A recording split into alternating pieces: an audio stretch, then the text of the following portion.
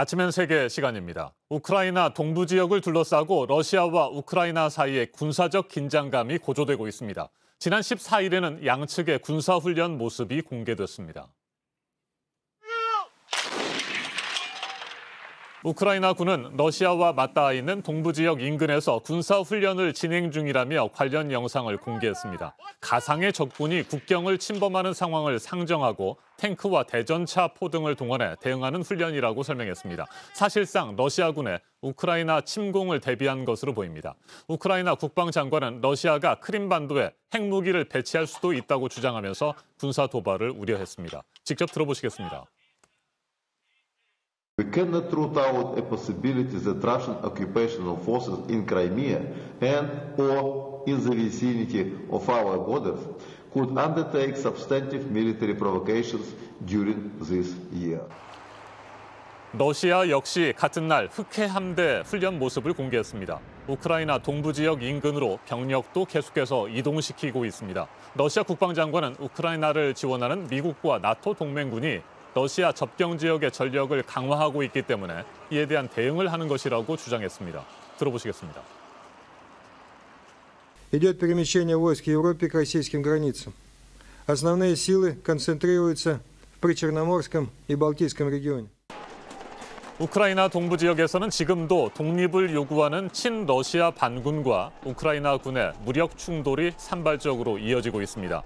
지난 2014년 크림반도가 러시아에 합병된 직후부터 시작된 분쟁입니다. 지금까지 13,000명 넘게 목숨을 잃은 것으로 전해졌습니다. 양측이 휴전 협정을 맺기도 했지만 일시적인 소강 상태 이후 다시 교전이 격화되는 상황이 반복되고 있습니다. 이 같은 상황에서 러시아 정부가 친러시아 반군을 본격적으로 지원하면서 내전에 개입할 경우 전면전으로 번질 것이라는 우려도 나옵니다. 우크라이나 동부 지역의 분쟁을 둘러싸고 긴장이 고조되고 있는 러시아와 우크라이나의 상황, 전문가와 좀 더 자세하게 짚어보겠습니다. 주 러시아 공사를 지낸 박병환 유라시아 전략연구소장 전화로 연결됐습니다. 소장님, 안녕하십니까? 네, 안녕하십니까? 네, 우크라이나 동부 지역의 제2의 크림반도와 같은 그런 사태가 발생하는 것 아니냐, 이 같은 우려까지 나오고 있습니다. 먼저 러시아와 우크라이나 사이의 군사적 긴장감이 최근 다시 고조되고 있는 배경부터 살펴보죠. 네, 우선 우크라이나 내전은 친서방 서부 지역과 주민 대다수가 러시아계인 친러 동부 지역 사이의 극단적인 대립이 2014년에 무력 충돌로 비화한 것입니다. 그리고 앵커께서 말씀하신 것처럼 2015년 2월에 휴전 합의가 있었고 그간 휴전 합의의 세부 사항이 완벽하게 이행된 것은 아니지만은 대규모 접전은 없었습니다. 그런데 최근 우크라이나 정부군이 반군에 대해서 대대적인 공세를 준비하고 있고 이에 맞서서 반군의 지원 요청을 받은 러시아도 대규모 병력을 접경 지역으로 집결시키고 있어서 긴장이 고조되고 있는 것입니다. 네, 러시아가 우크라이나 동부 지역에서 벌어지고 있는 내전에 본격적으로 개입을 하게 되면요, 실제로 전면전으로 번질 수 있을까요? 글쎄요, 제가 보기에는 그럴 가능성은 낮다고 봅니다. 우크라이나 정부군과 반군 간 무력 충돌에 러시아가 개입하게 된다면은 현재 양측의 전력을 볼 때 우크라이나 정부군은 큰 타격을 입고 물러날 것으로 전 보고 있습니다.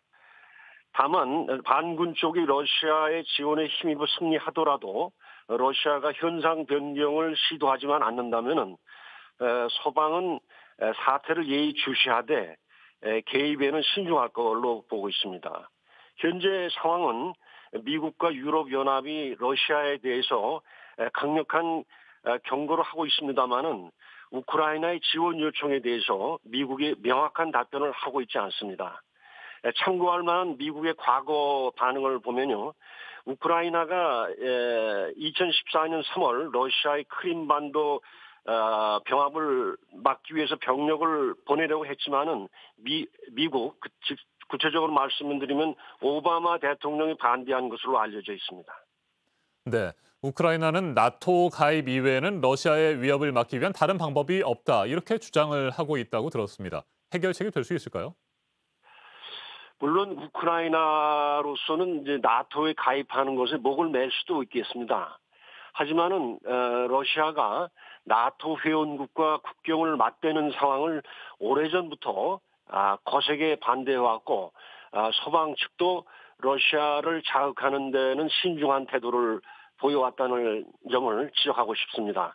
서방 입장에서 봤을 때 우크라이나가 이제 완전히 친서방으로 돌아섰고 내전으로 러시아와의 관계가 더욱 적대적으로 된 만큼 이미 자기들의 전략적 목표는 충분히 달성했다고 볼 수 있습니다. 그래서 우크라이나가 원해도 나토가 가입을 받아주지 않을 가능성이 있다고 봅니다. 따라서 우크라이나도 그렇게 예상한다면은 러시아와의 관계를 더욱 악화시키는 길로 나아가기는 부담스러울 것으로 보고 있습니다. 마지막으로 우크라이나 내전 합리적 해결책이 있다면은 이미 거론된 바가 있습니다. 우크라이나 중앙정부가 동부 지역에 대해서 하나의 국가로서의 통일성이 유지되는 범위 내에서 상당한 자치권을 부여하고 러시아는 반군에 대한 지원을 중지하는 방안이 합리적인 방안이라고 생각합니다. 네, 알겠습니다. 말씀 잘 들었습니다. 박병환 유라시아 전략연구소장이었습니다.